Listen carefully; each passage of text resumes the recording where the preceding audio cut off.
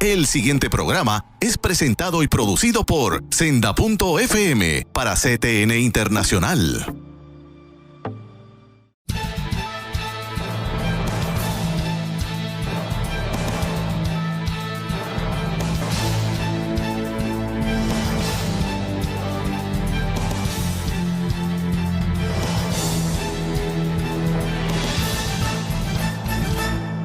Saludos, le habla el licenciado Juan Manuel Frontera. Estamos aquí en Alerta Cristiano, sustituyendo, si es que puedo sustituir, ¿verdad?, al licenciado Eduardo García Research, quien es el que, ¿verdad?, mantenedor de este programa.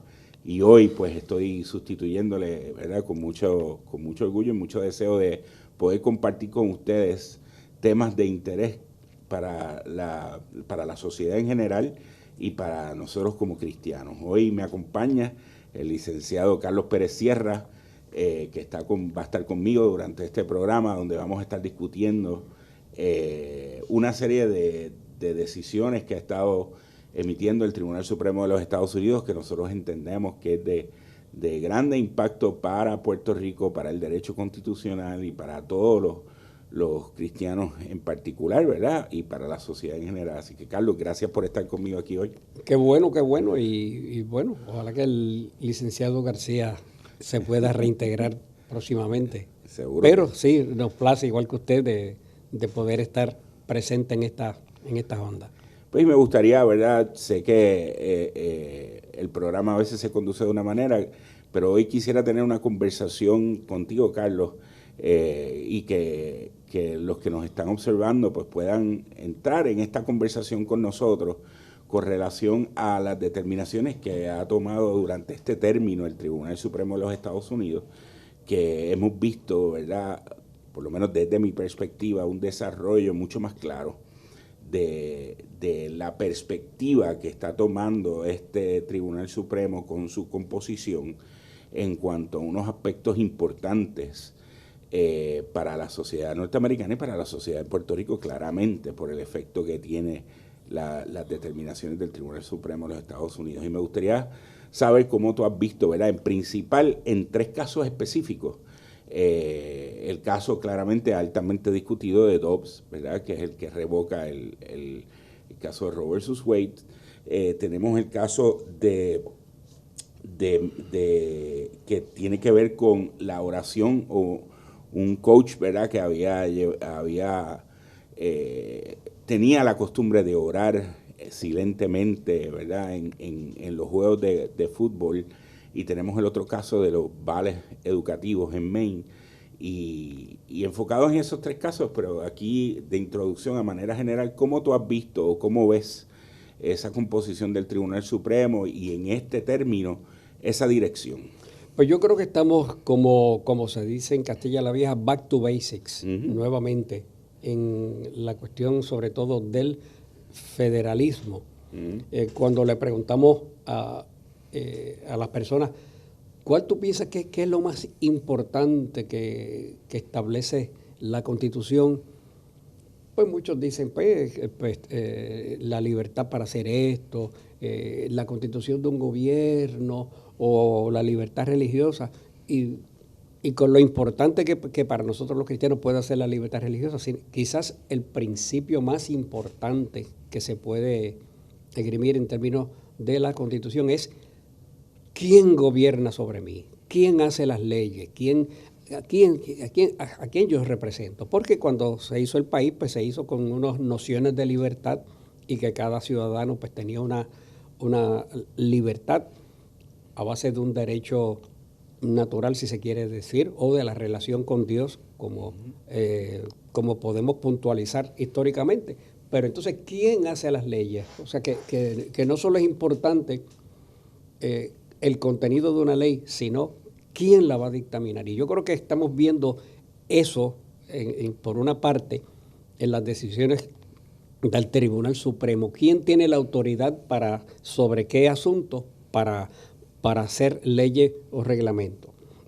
Yo creo que ese es uno de los aspectos. El segundo aspecto es que cuando se construyó la primera enmienda para incluir lo que parecía ser unas libertades básicas, pues como que la libertad religiosa, que está primero, no se establece religión, usted no puede establecer, pero no puede impedir el libre religioso, y tiene entonces autoridad para expresarte, libertad de expresión, libertad de prensa, de asociación, todo ese tipo de cosas, pues como que se estaba relegando o abochornando el ejercicio religioso como si fuese una libertad de menor categoría, que por lo menos si nos dejamos llevar por la numeración de los derechos, pues debería ser el primero, que está encima de la prensa, pero hoy en día pues,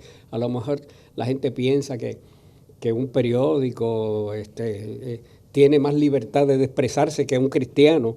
Y tenemos que equiparar y hacer ese balance nuevamente de que la libertad implica todo esto, y yo veo que la Corte se está moviendo a eso. Y cuando hablo de libertad religiosa, no estoy pensando en denominaciones, estoy pensando en algo que la Constitución protege de una manera orgánica, irrespectivo si yo pertenezco a una iglesia o pertenezco a determinado club o provenga de donde venga. Hacia eso yo veo esto. Fíjate, yo creo que has dado un punto importante en el sentido de que son dos columnas fundamentales en el cual una sociedad que puede experimentarse la libertad de una manera ordenada, ¿verdad? Que es clave en el aspecto constitucional, ¿verdad? La libertad, pero ordenada, ¿verdad? Es fundamental en el sentido uno. ¿Quién aprueba las leyes que van a gobernar sobre mí y sobre mi conducta y sobre la sociedad? Correcto. Muchas personas piensan que ¿verdad? El gobierno federal debe estar metido en la vida de toda la gente, y la visión que ha ido estructurando, por lo menos durante este término, es que las legislaturas de los estados, en este caso Puerto Rico, del territorio de Puerto Rico, que es la que está más cerca de los ciudadanos, que es la más representativa de esos ciudadanos, es la que debe estar más activa en el proceso de legislación de aspectos fundamentales para esa sociedad en específico y para ese territorio, para ese grupo de personas. Claro está, hay una dirección constitucional de manera general que es lo que establece ese orden de manera general, pero en específico esas estructuras estatales o territoriales que están más cerca de esos ciudadanos son las que deben, donde esos ciudadanos tienen más influencia política y a través del proceso democrático de eleccionario, pues pueden influenciar esa legislación que les va a aplicar específicamente. Y el otro, yo creo que es importante que lo mencionaras, Carlos, porque el derecho fundamental al ejercicio, al que el Estado no establezca una religión oficial y que a la misma vez haya una libertad de ejercer el criterio y la conciencia religiosa, es fundamental para toda sociedad. Y tenemos un empuje de unos grupos en la sociedad donde ven el derecho a la libertad religiosa como un derecho que puede afectar o negativamente a la sociedad, y olvidan que la sociedad democrática en la que nosotros vivimos, la democracia en la que nosotros vivimos hoy, uno de los fundamentos de esa democracia básicos es que las personas puedan expresar su conciencia religiosa y su visión religiosa con la más plena libertad posible dentro de un esquema, ¿verdad?, ordenado de las cosas. Y eso le ha dado vida a la democracia en que nosotros habitamos. No estoy hablando de la democracia en Inglaterra, eso es otra estructura. Yo no estoy hablando de la democracia en España, que existe democracia, pero la nuestra, la que nosotros hemos ejercido, la que nosotros nos tenemos hoy, su fundamento, uno de sus fundamentos primordiales es la libertad religiosa. Y generalmente cuando es un principio que se puede establecer que es conveniente para todo el mundo. O sea, para el que con más vehemencia se expresa religiosamente y al que se expresa livianamente en cuestiones religiosas. Pero la posibilidad de hacerlo sin libre de interferencia gubernamental es lo que permite entonces el que haya ese tipo de libertad. Hay muchas expresiones, de paso, no me canso de decirlo, hay muchas expresiones religiosas cuyo contenido pues nos puede asombrar, porque a veces a lo mejor no se está hablando de cristianismo, a lo mejor no se está hablando de ninguna forma de religión organizada, y sin embargo son expresiones que por su naturaleza son religiosas. Y que deben de estar protegidas. Para que todas las demás también lo estén, en ese sentido, ese ejercicio de ese derecho. Así que tenemos este término que ha dado estos resultados, ¿verdad?, de estas decisiones que vamos a discutir en los próximos segmentos del programa, pero veía necesario entrar en este aspecto más general y esperamos, ¿verdad?, que este tribunal, esta composición de este tribunal pueda seguir dando dirección clara en estos puntos fundamentales en los próximos términos que va a estar diciendo. Así que vamos a discutir en los próximos segmentos la decisión de Dobbs, la decisión de este coach, ¿verdad?, relacionado a este coach que oraba en medio de sus procesos, ¿verdad?, como coach de fútbol, y vamos a estar viendo este caso de Maine de los vales educativos para mirarlos con detenimiento y ver sus efectos en estos aspectos. Así que quédese con nosotros, que seguimos aquí en Alerta Cristiana.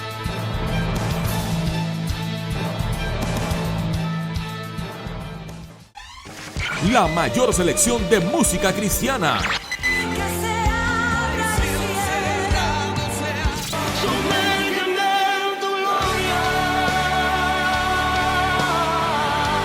La mayor selección de música cristiana. 24 horas la tienes aquí en Senda FM. Sonido que levanta y restaura. Para evitar la propagación y el contagio del COVID-19, debemos seguir los protocolos establecidos. Debemos continuar lavándonos las manos con agua y jabón durante 20 segundos. Usar hand sanitizer. Utilizar mascarillas. Guardar por lo menos 6 pies de distancia entre personas. Sanitizar superficies regularmente, además de los zapatos y accesorios. Hazlo por tu bien y el de tu familia.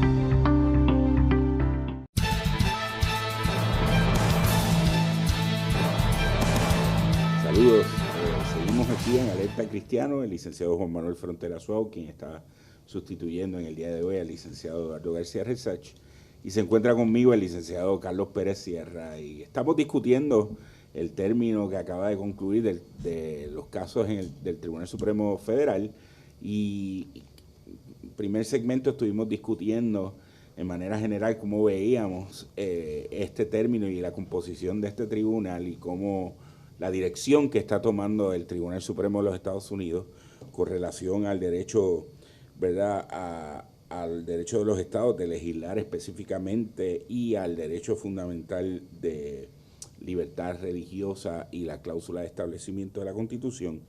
Y ahora vamos a entrar a discutir uno de los casos específicos que resolvió el Tribunal Supremo, es el caso de Kennedy versus Bremerton School District. Y este caso, ¿verdad?, el coach Kennedy, por decirlo así, era un coach de fútbol, ¿verdad?, para que ustedes puedan entender un poco la controversia y ver cómo es que se da esto, ¿verdad? En los Estados Unidos ha habido una gran discusión, han llegado varios casos al Tribunal Supremo con relación a la oración en las escuelas.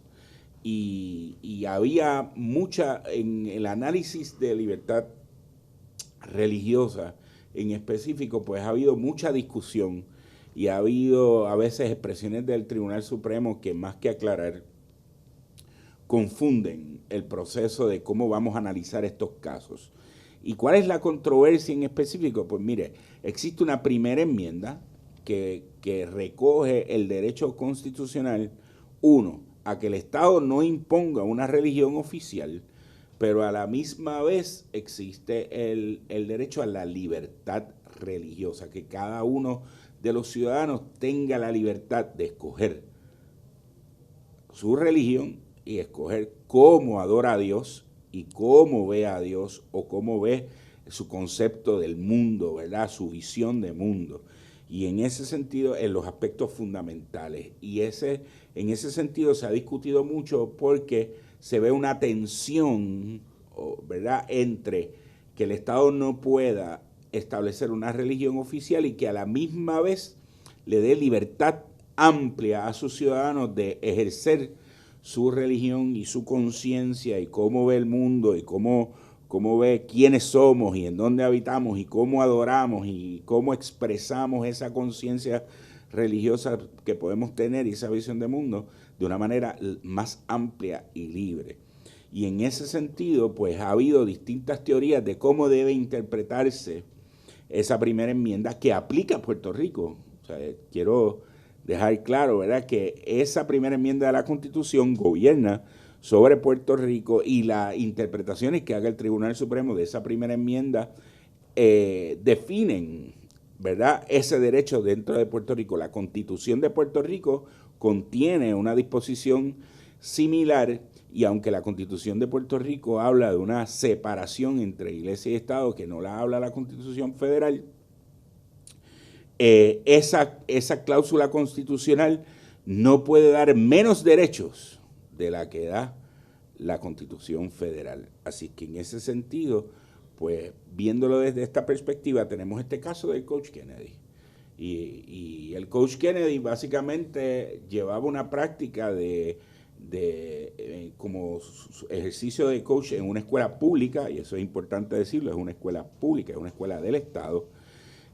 Al final de los juegos de fútbol, se arrodillaba en medio del campo de fútbol y de una forma silenciosa, ¿verdad?, hacía lo que todo el mundo percibía como una oración, ¿verdad? Y que él lo decía, él se arrodillaba en medio del juego de fútbol y no lo decía, no hablaba, sino que hacía un acto de oración. En esos actos, pues, con el tiempo hubo jugadores que se le unían en medio campo a orar, a veces jugadores del otro equipo, al final se unían, ¿verdad?, a hacer esa oración silenciosa. En ocasiones, entonces, él comenzó a hablar, ¿verdad?, a hablar sobre el agradecimiento que él tenía y por qué hacía eso en medio del campo, y le hablaba a sus estudiantes también en el locker room, ¿verdad?, o en el, pues, ¿verdad?, como lo conocemos, ¿verdad?, en sus discursos a sus jugadores para inspirarlos, utilizaba imágenes religiosas, imágenes relacionadas a sus creencias religiosas, pero para tratar de animar a su equipo.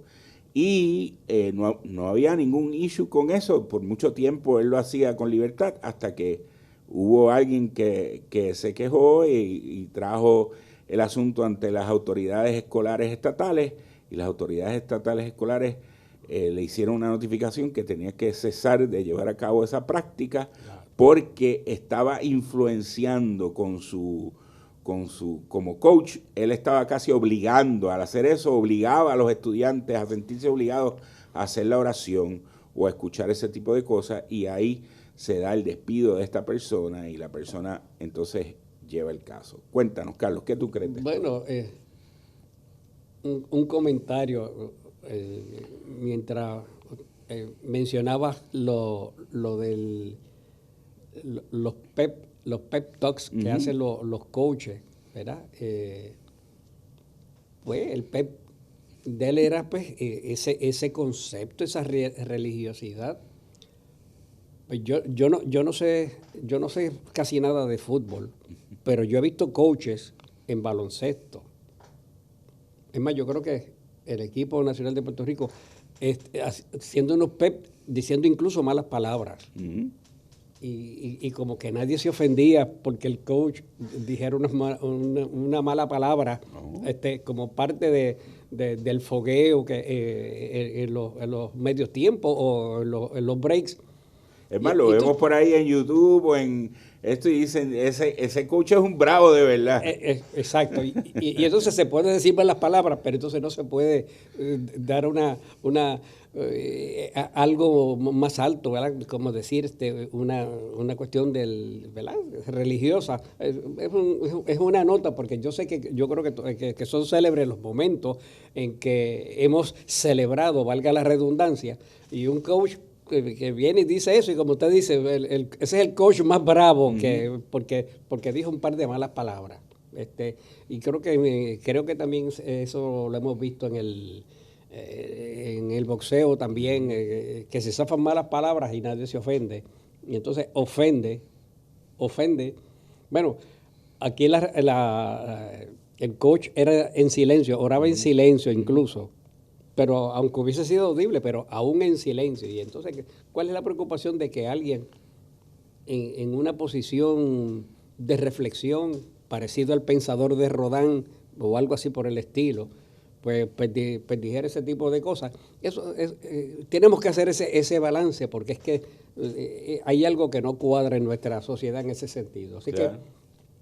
que... En ese sentido también, Carlos, pienso que estamos hablando, como se utiliza en el análisis constitucional, en estos conceptos de libertad de expresión, que va ligada directamente con la libertad religiosa. A eso iba. Esos conceptos de tiempo, claro, lugar, de manera, en cómo se llevan a cabo las cosas. Y el tribunal hace unas expresiones interesantes que yo sé que las vas a comentar con relación a eso, de que en estos tiempos donde el coach hacía estas cosas, se le permitía a los otros empleados de esa escuela googlear, hacer llamadas telefónicas, sí, hacer otras cosas. Era un tiempo en ese tipo de cosas donde prohibir una expresión de esta naturaleza conllevaría una aplicación arbitraria de las reglas de la escuela. Es bueno refrescar, porque he escuchado algunas fuentes querer relegar la libertad de expresión como si ese derecho a la libertad religiosa fuera para un día a la semana. No. ¿Cuándo la Constitución protege mi libertad religiosa? Pues mire, la protege el lunes, martes, miércoles, jueves, viernes, sábado, domingo, sean días laborables, días feriados, sea lo que sea. O sea, no es que yo tenga una expresión si voy a la iglesia, pero si yo no voy a la iglesia también existe ese tipo de expresión. O sea, ¿no? Y es parte de mi visión de mundo. O sea, si yo dejo de expresarme a la luz de mis creencias en donde quiera que yo estoy cohibiendo, el Estado estaría cohibiendo el que yo exprese mi conciencia, lo que yo soy, cómo yo veo las cosas. Es imposible yo dar un discurso de ánimo sin utilizar conceptos de sacrificio, conceptos del amor, conceptos de la esperanza, ¿verdad? Que son conceptos religiosos en su visión fundamental, y en ese sentido parten de lo que yo soy, de cómo yo veo el mundo. Y cohibir eso sería cohibir, ¿verdad?, lo más esencial de mi ser. Yo no dejo eso fuera de donde yo voy, sí, y donde yo trabajo.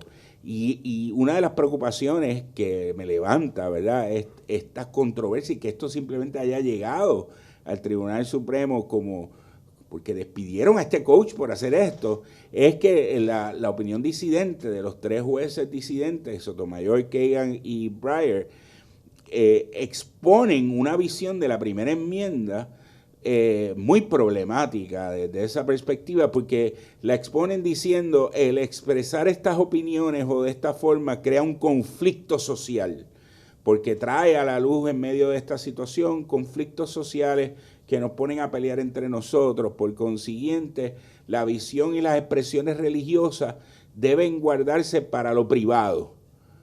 Y usted tiene que ser neutral en lo público y neutral en los aspectos en las escuelas o en el gobierno.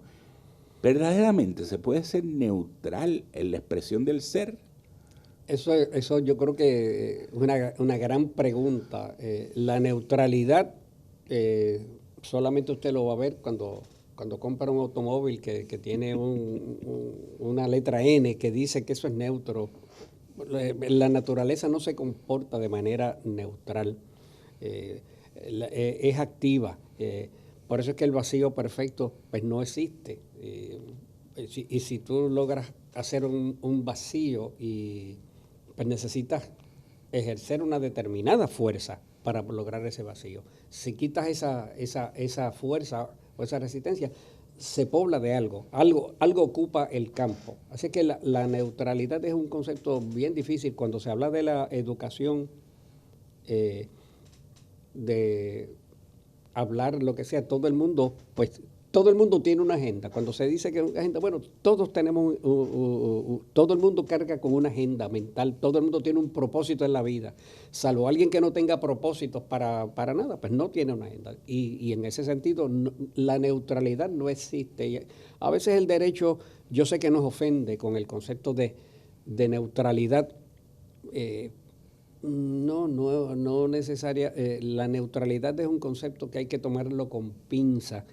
A veces, a lo mejor, no hemos logrado otro concepto hablando en el derecho y creando unas ficciones jurídicas, pero conceptualmente la neutralidad no existe. Nadie es neutral. Incluso cuando usted dice, ¿cuál es la palabra que se usa? Secular.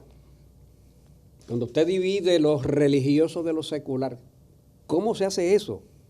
O sea, si usted impone un secularismo, pues ya usted está imponiendo unas ideas de lo que es bueno, de lo que es malo. Usted está imponiendo, si son ideas humanistas, pues está imponiendo un sistema de creencia, un sistema religioso automático. El ateísmo, que supuestamente es contradictorio, es igualmente religioso en ese sentido, porque tú estableces, tú llegas a una conclusión absoluta. Por lo tanto, tenemos que ser realistas. Y casi siempre estos que se oponen a la libertad religiosa, todavía yo no he conocido a nadie que se oponga a la libertad religiosa, o incluso en estas disidentes, que no esté expresando una idea religiosa con lo que está diciendo. Carlos, el próximo segmento vamos a seguir discutiendo esto con el próximo caso, que es el caso de los vales educativos, y nos va a permitir abundar en estos temas tan importantes. Quédese con nosotros, que volvemos en Alerta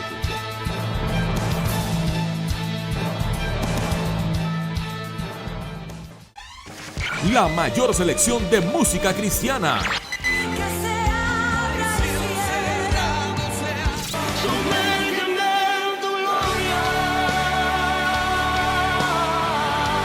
La mayor selección de música cristiana. 24 horas la tienes aquí en Senda FM. Sonido que levanta y restaura. Para evitar la propagación y el contagio del COVID-19, debemos seguir los protocolos establecidos. Debemos continuar lavándonos las manos con agua y jabón durante 20 segundos. Usar hand sanitizer, utilizar mascarillas. Guardar por lo menos 6 pies de distancia entre personas. Sanitizar superficies regularmente, además de los zapatos y accesorios. Hazlo por tu bien y el de tu familia.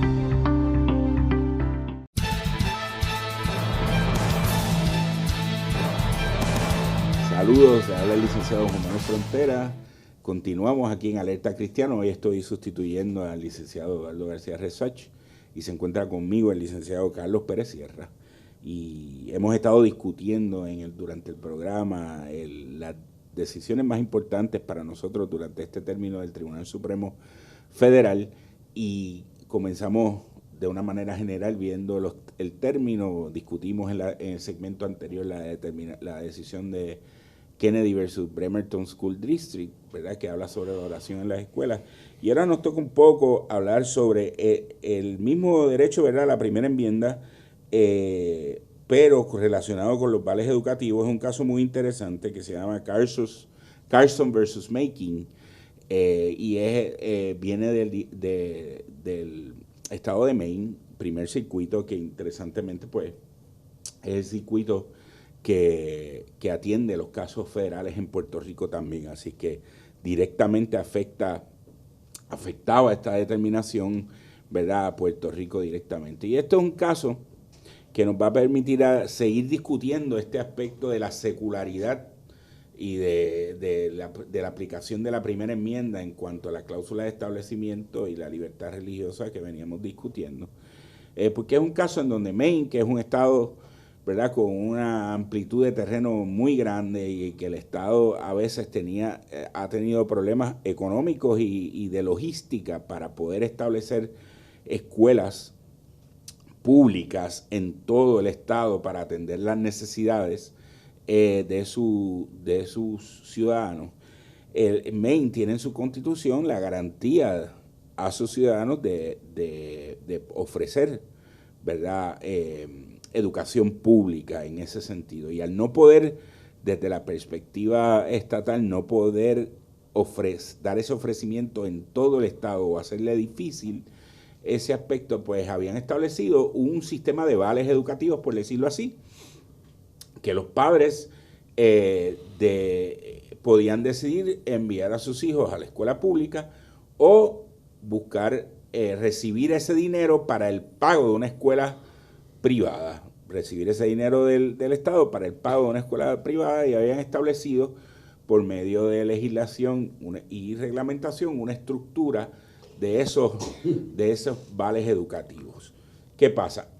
La reglamentación aplicaba para todo el mundo, excepto que esos vales educativos no se podían utilizar en escuelas con fundamentos religiosos o escuelas religiosas o escuelas que fuesen administradas o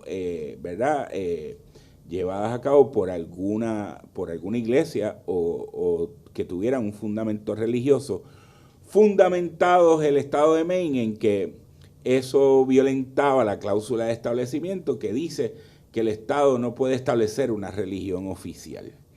Y en ese sentido, pues porque tenemos casi, ¿verdad?, esta constante ataque y en los medios constante hablar de que cualquier mención de una creencia religiosa relacionada con algún acto del Estado es hablar malo.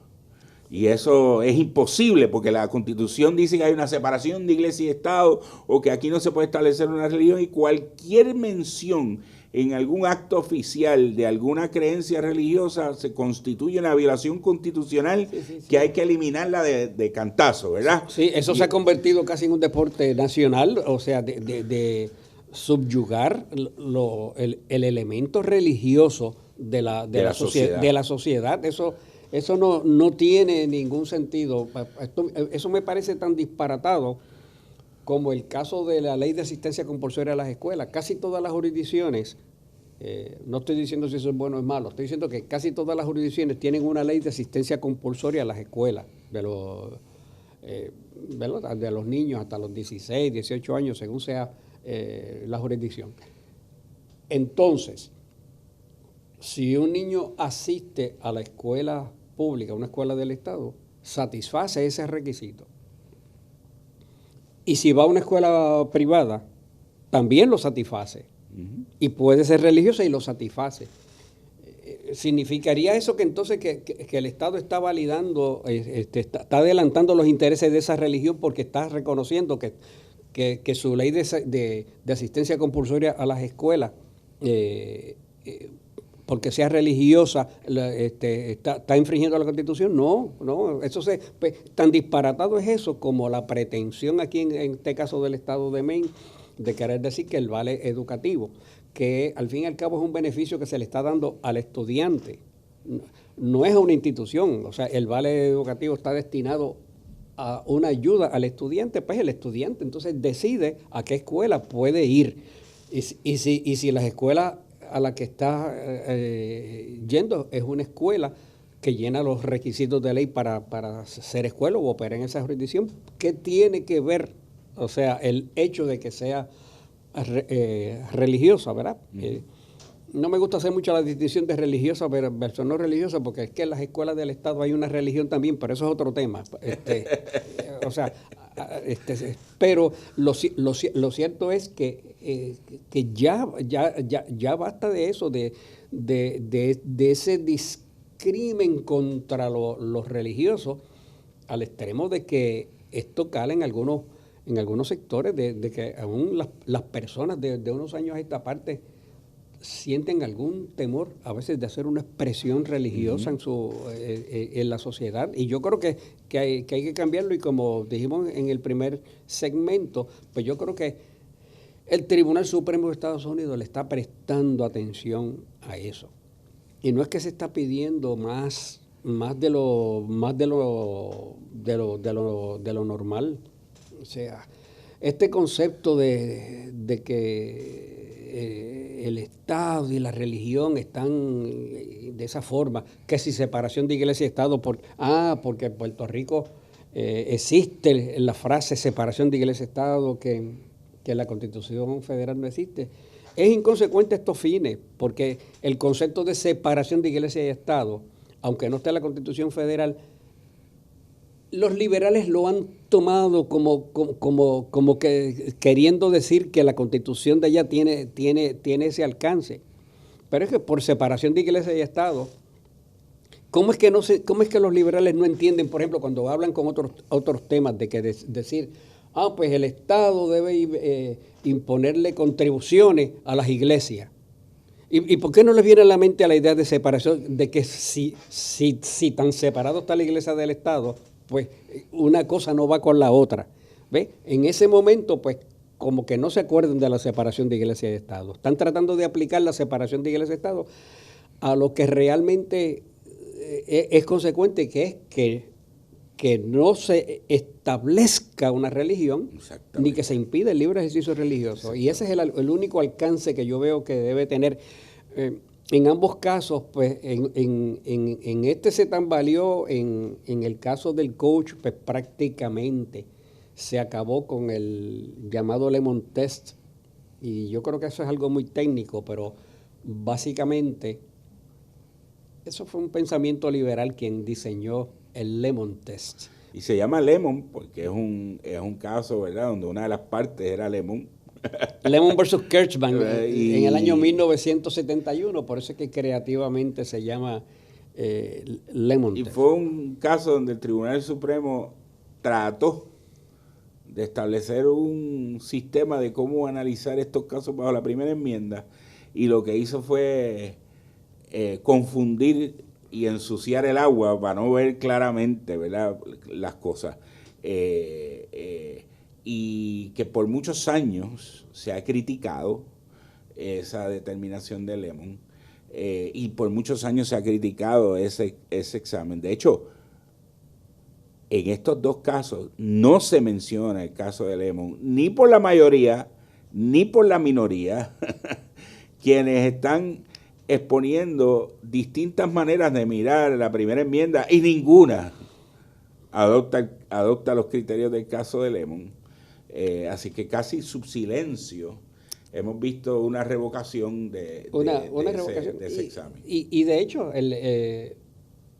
como tú bien señalas, en casos anteriores, pues a veces el tribunal, pues, que se usaba Lemon, y otras veces como que no usaba Lemon. O sea que si bien fue una doctrina que lo establecieron en ese caso del 71, el propio tribunal pues no fue consistente en su aplicación, y es que es complicado, es un asunto bien complicado, altamente técnico. En este caso, el Tribunal Supremo pues decide a favor de los demandantes y en contra del Estado de Maine, y determina que el Estado, si va a ofrecer un programa de vales educativos para todos sus estudiantes, no puede discriminar. Y fíjense lo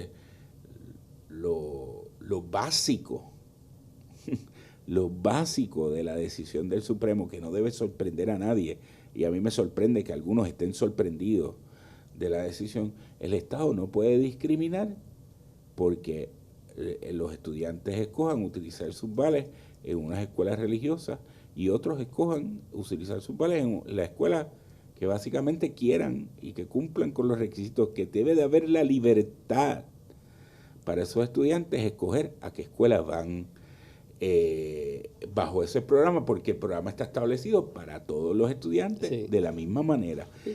Y básicamente, contrario a la Constitución sería lo que estaba haciendo Maine, claro. Que es decir, a estas escuelas puedes ir y a esta no, exclusivamente por la religión. Tratando de dejar algo en cuanto a ese estándar judicial que trató el Lemon Test, que es para tratar casos precisamente de primera enmienda, de Establishment Clause, pues pudiéramos resumir que en ausencia de Lemon, quizás la palabra mágica,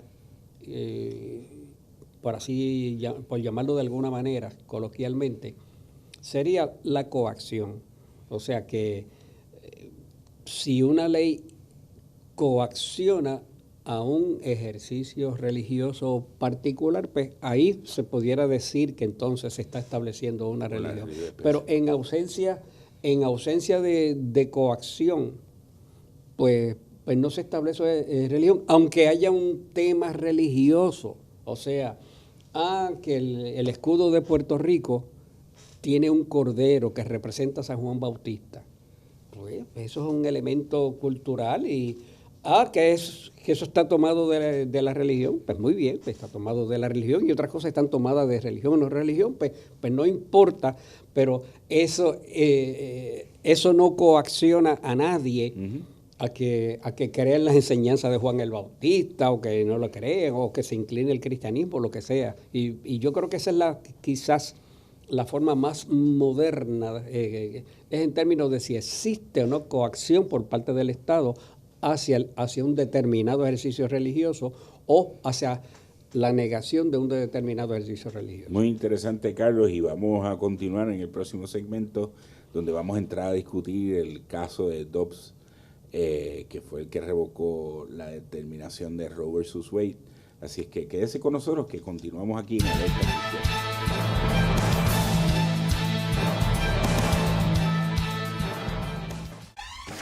La mayor selección de música cristiana.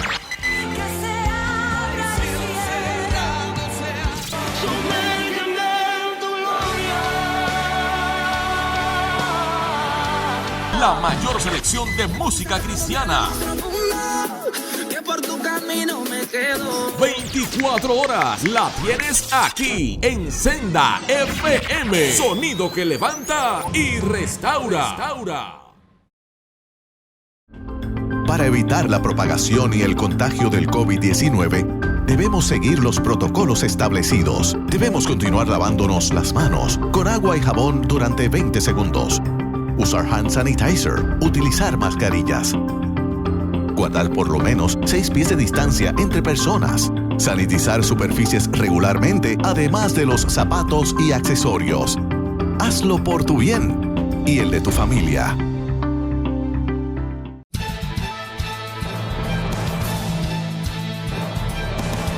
Saludos, le habla el licenciado Juan Manuel Frontera Suavo. Estoy en sustitución del licenciado Eduardo García Resach, aquí en Alerta Cristiano, y me está acompañando hoy el licenciado Carlos Pérez Sierra, en donde estamos discutiendo casos que han sido importantes para nosotros durante este término de los casos vistos por el Tribunal Supremo Federal, y ya hemos discutido 2 de ellos relacionados con la libertad religiosa, y ahora nos toca entrar, Carlos, en este caso que ha sido de impacto nacional, ¿verdad?, y de mucha discusión en Puerto Rico, previo a que saliera el caso, ¿verdad?, que sabemos este famoso liqueo que hubo de la decisión unos meses antes, y que en Puerto Rico viene discutiéndose el derecho el mal llamado derecho al aborto con relación a varios proyectos de ley que se presentaron en el término pasado en la legislatura en Puerto Rico, y en este término el proyecto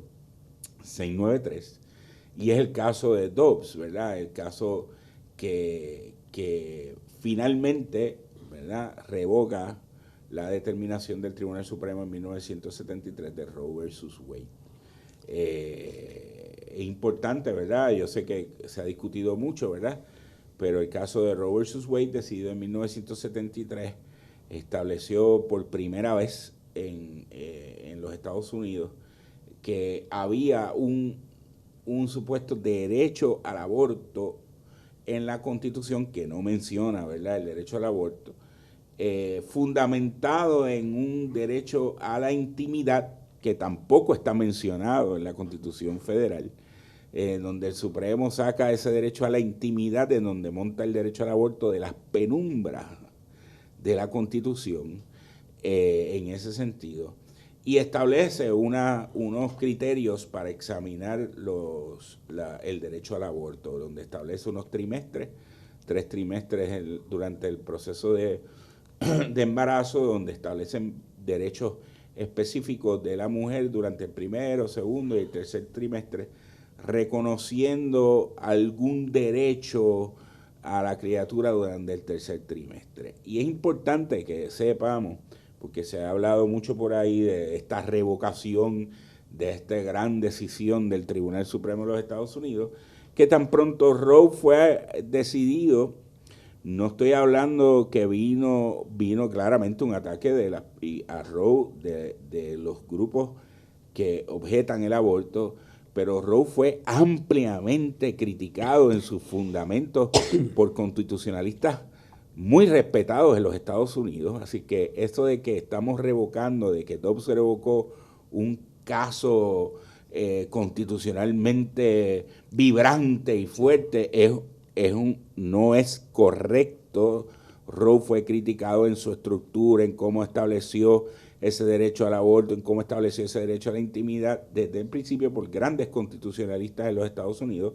Y de hecho, años después, en Planned Parenthood versus Casey, el mismo tribunal, alrededor de 10 años, 12 años después, critica el caso de Roe versus Wade, estuvo a punto de revocarlo por la mala estructura de ese caso, ¿verdad? Y hace unas enmiendas sustanciales al caso de Roe versus Wade.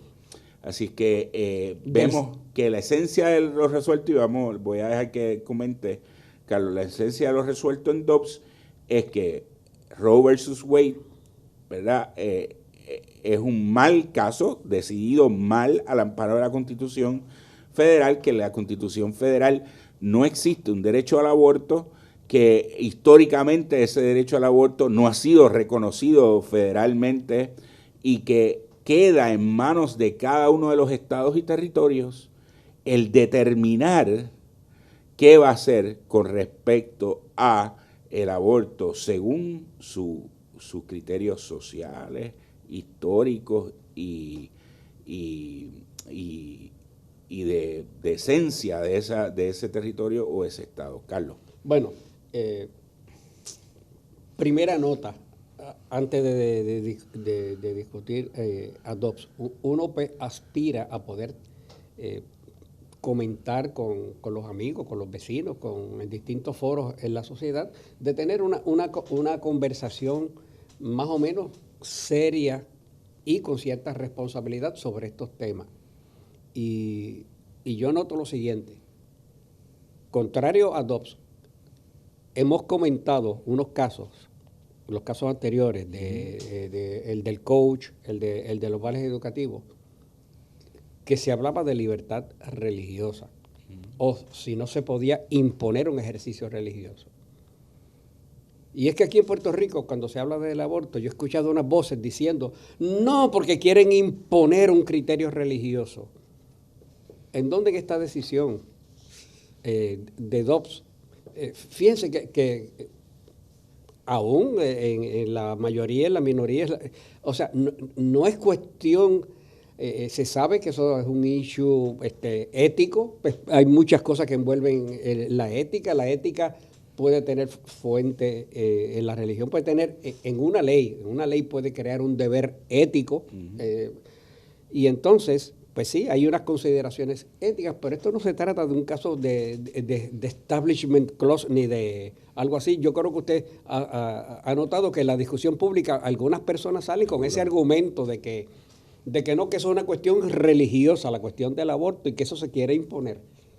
o sea, como que no hay cabida para ese tipo de argumentación. Sí, que se quiere imponer un criterio religioso, pero vamos un poquito y vamos como tú nos invitas, a retirarnos hacia atrás un poco y mirar esto.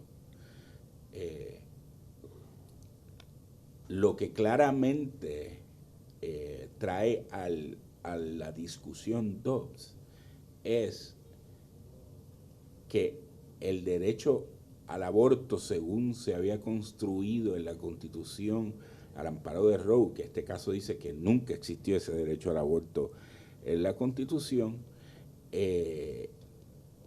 olvida un elemento fundamental en la discusión que se debe tener de una manera en el aspecto estatal o territorial desde la perspectiva política, democrática, una discusión que debe haber sobre el derecho a la vida. Y el tribunal subraya ese aspecto, ¿verdad?, de que la determinación de cómo se deben manejar estos asuntos de ahora en adelante y a nivel estatal y cómo van a manejar es que verdaderamente existe unos derechos a la salud de la mujer, pero existe un derecho a la vida y que cada estado debe establecer cómo va a manejar esos aspectos de esos derechos de una manera concreta y específica y que el gobierno federal, por no haber un derecho constitucional involucrado, no va a entrar en esos aspectos. Pero aquí no estamos hablando de imponer una visión religiosa, aquí estamos hablando de que la Constitución, tanto federal como en Puerto Rico, establecen un derecho a la vida y que esos pueblos deben por medio de los procesos democráticos, ¿verdad?, establecer cuáles son los contornos de ese derecho a la vida. O sea, a modo de ilustración, ¿verdad?, de cuán absurdo sería adscribir que estamos discutiendo de que se quiere imponer una religión, pues no sé si a alguien se le ocurre decir que si estamos estableciendo un código penal para castigar el delito de asesinato, que alguien diga que se está imponiendo los 10 mandamientos de, qué sé yo, de los religiosos, y se quiere imponer una religión. Así de absurdo sería. Que cuando yo me acerco como votante o como legislador, me acerco al asesinato con una visión de mundo que está informada por unos aspectos éticos religiosos, eso no tiene nada que ver, porque todos tenemos una visión de mundo. Claro. Que la conceptualización es religiosa a ese punto, en el sentido, el que se cante ateo o el que se cante secular tiene una visión de por qué el ser humano está en la tierra y cuáles son los contornos éticos y morales que deben gobernar esas relaciones. Y eso va a informar cómo mira el delito del asesinato. Uh-huh. O el de robo. Cualquiera. Y es imposible que no le informe. Y es imposible que no le imprima de esa visión. Y en ese sentido, de eso se trata la diversidad y la democracia. Que nos sentemos a discutir entre cada uno de nosotros esos conceptos. Y por eso es importante lo que discutíamos en el primer segmento y discutimos ahora en Dobbs, de que este tipo de asuntos debe ser ampliamente discutido, democráticamente discutido, en esos temas que le gusta a decir de la diversidad, ¿verdad? En esa diversidad. De nuestra historicidad, de nuestra cultura, de quiénes somos como puertorriqueños y de cómo vemos la vida los puertorriqueños y cuánto valoramos la vida los puertorriqueños y cómo nosotros vemos los puertorriqueños la vida en el vientre materno. ¿A quién le toca determinar eso? ¿Le toca determinar eso a un juez federal que no conoce la idiosincrasia en Puerto Rico? ¿O es más democrático que los puertorriqueños, a la luz de nuestra cultura, de cómo vemos la vida, de cómo vemos los derechos, lo digamos entre nosotros? Pues mire, yo creo que lo más democrático y lo más diverso es que lo hagamos nosotros. Claro, es como cuando nosotros nos casamos, establecemos una familia, tenemos un hogar, nosotros aspiramos a gobernarnos en cada familia individualmente. Triste cosa sería que entonces vengan otras personas a decir cómo gobernarse, autogobernarse. Y esto es una medida de autogobierno a las jurisdicciones. Decidan ustedes, eso es más democrático, les toca a ustedes decidir. Aquí la decisión no adscribe, y yo creo que antes no se entendía eso, pero con lo que se ha hablado del caso ahora resulta más claro. Aquí no está si se está a favor o en contra. O sea, lo que se está diciendo es que la Constitución Federal no cubre eso. Mire, por ejemplo, hubo una cláusula, existe una cláusula, y esto, ¿cómo es que? A lo mejor estoy complicándolo más. Hay una ley que se llama Religious Freedom Restoration Act que trató de proteger el ejercicio religioso en cuanto a que se hiciera un escrutinio más formal. Pues el Tribunal Supremo dijo que el Congreso no tenía la autoridad para legislar ese tipo de cosas. Pues aquí estamos diciendo que la Constitución Federal, dicen estos jueces, pues no toca el punto de la cuestión de un tal derecho al aborto. Por consiguiente, entonces ahora nos toca a nosotros, en Puerto Rico, legislar lo que no se hizo después de Roe, que dejamos el aborto por la libre en Puerto Rico. Pero la intimidad es más ancha en Puerto Rico. No, eso está claramente decidido. Así que nos toca a nosotros en Puerto Rico determinar, por medio de la legislatura, cómo vamos a estructurar esto. Y ahora mismo hay un proyecto sometido que ha sido aprobado por el Senado de Puerto Rico, el proyecto 693, está en la Cámara, y que ahora con esta decisión de Dobbs viene en su importancia de por primera vez ese proyecto de ser aprobado, reconocería eso de que estamos hablando del derecho a la vida en el vientre materno, es reconocida culturalmente por nosotros, porque tiene un entronque constitucional. En la discusión del derecho a la vida en la Constitución, los constituyentes discutieron el derecho a la vida y específicamente dijeron que ese derecho a la vida incluía, la discusión de ese derecho incluía las criaturas en el vientre materno. Y de aprobarse el proyecto 693, sería el primer reconocimiento por la legislatura en Puerto Rico de ese derecho a la vida en el vientre materno. Así es que es importante que nosotros nos mantengamos al tanto de esos procesos y a la luz de Dobbs, de lo que hemos estado discutiendo, que ese proyecto pueda ser aprobado. Y en algún otro momento habrá que seguir hablando de este caso porque tiene muchos elementos y el tiempo pues se nos hace difícil cubrir todo lo que uno quisiera hablar, ¿verdad? Exactamente, así que se nos ha acabado el tiempo, lamentablemente. Carlos, muchas gracias por haber estado conmigo. Un placer en para el día mí. de hoy. Gracias al licenciado Eduardo García Rexach por haber confiado en mí, ¿verdad?, este proceso, y le damos las gracias por sintonizar Alerta Cristiana. Dios les bendiga a todos. El pasado programa fue presentado y producido por Senda.fm para CTN Internacional.